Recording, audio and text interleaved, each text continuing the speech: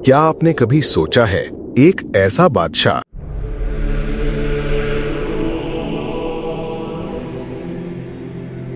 जिसके पास सिर्फ ताज और तख्त नहीं था बल्कि हवाएं उसके हुक्म की पाबंद थीं। मैं अपने रब के हुक्म से चलती हूँ। सुलेमान मेरी ताकत नहीं, ये रब्बुल आलमीन का फैसला है। जिन्नात उसके मातहत काम करते थे। हम थक चुके हैं, वो अब भी वैसे ही खड़े हैं।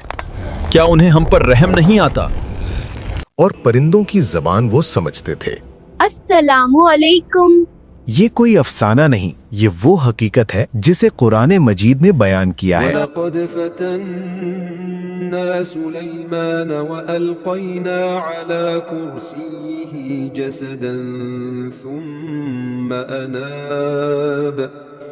ये दास्तान है अल्लाह के नबी प्रॉफिट सुलेमान अलैहिस्सलाम की, जिन्हें अल्लाह ताला ने ऐसी बादशाहत और हिकमत अता फरमाई जो किसी और को नसीब ना हुई। सुलेमान अलैहिस्सलाम अल्लाह के नबी दाऊद अलैहिस्सलाम के बेटे थे। अल्लाह ताला ने उन्हें इल्म, फहम और फैसला करने की गैर मामूली सलाहियत अता फरमाई, मगर उन्होंने अपनी ताकत पर नहीं बल्कि अपने रब पर भरोसा किया। उन्होंने दुआ की, ऐ मेरे रब, मुझे ऐसी बादशाहत अता फरमा जो मेरे बाद किसी के लिए मुनासिब ना हो। बेशक तू ही खूब अता फरमाने वाला है।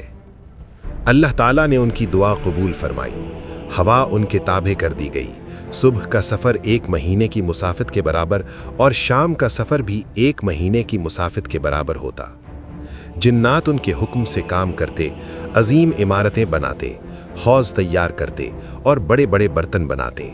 सब कुछ गुरूर के लिए नहीं था बल्कि अदल कायम करने और अल्लाह की इबादत के लिए था। एक दिन वो अपने लश्कर के साथ गुजर रहे थे। उस लश्कर में इंसान भी थे, जिन्नात भी और परिंदे भी। इसी दौरान उन्होंने एक चूंटी की आवाज सुनी जो दूसरी चूंटियों से कह रही थी, अपने बिलों में दाखिल हो जाओ, कहीं सुलेमान और उनका लश्कर तुम्हें कुचल न दे।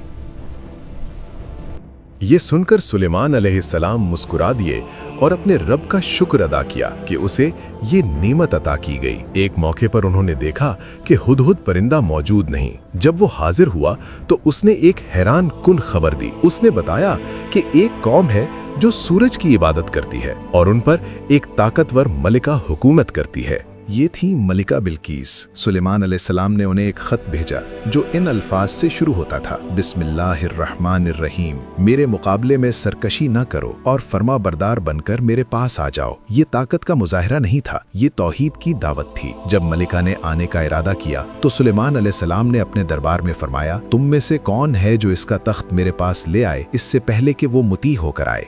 जब मलिका बिल्कीस आईं और उन्होंने अपना तख्त अपने सामने देखा और शीशे के फर्श को पानी समझ बैठी तो उन्हें यकीन हो गया कि ये कोई मामूली बादशाहत नहीं।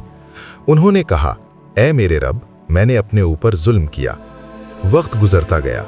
एक दिन सुलेमान अलैहिस्सलाम अपनी लाठी के सहारे खड़े थे जबकि जिन्नात काम में मसरूफ थे। उन्हें खबर न हुई कि वो वफात पा चुके हैं। जब दीमक ने उनकी लाठी को खा लिया और वो जमीन पर गिर पड़े, तब जिन्नात को मालूम हुआ कि अगर वो गैब जानते होते तो इस तरह मशक्कत में ना रहते। ये किस्सा सिर्फ ताकत का नहीं, ये शुक्र का सबक है, ये हिकमत का पैगाम है, ये तौहीद की दावत है। एक ऐसी बादशाहत जिसकी मिसाल दुनिया में नहीं मिलती, मगर दिल मुकम्मल तौर पर अपने रब के सामने झुका हुआ। सवाल ये है, क्या हम अपनी छोटी सी नेमत पर भी अपने रब का शुक्र अदा करते हैं? अगर आप चाहते हैं कि ऐसे ही सच्चे और ईमान को मजबूत करने वाले वाक़यात सुनते रहें तो हमारे चैनल को सब्सक्राइब करें, वीडियो को लाइक करें और अपनी राय कमेंट में ज़रूर लिखें।